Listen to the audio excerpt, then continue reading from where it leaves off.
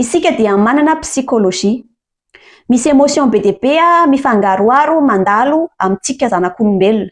Mila toerana iray isika ametrahana an'izany émotion izany mba hilaminany saitsika. Ka raha mampilamina ny saitsika ohatra ny mivavaka amin'Andriamanitra dia mivavaka amin'Andriamanitra isika. Satria ny tombontsoa azo amin'ilay izy dia ny filaminan-tsaina. Satria mafy loatra ilay fiainana. Tena mafy loatra ilay fiainana ka tsy maintsy mitady hevitra isika mba hivelomantsika. Izay zao ohatra fanazavana an'ireny resaka fivavahana sy rituel maro be reny.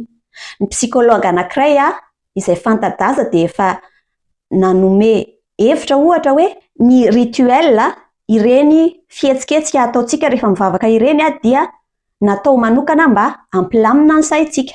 Ohatrany hoe ny olona sasany manao yoga, ny olona sasany manao sport dia rehefa mandeha mivavaka isika dia misy fihetsika mifanaraka amin'izany mba entina hampilamina ny saina.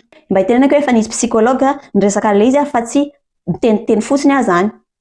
Ny rituel sy ny kolotsaina dia noforon'ny razambe-atsika na nanaovany discovery na hitany zany na hoe hitany nanao exploration izy dia hitany hoe raha manao an'ity dia ohatran'izao, raha manao an'izao dia ohatran'izao dia somary mifitsaka ilay émotion.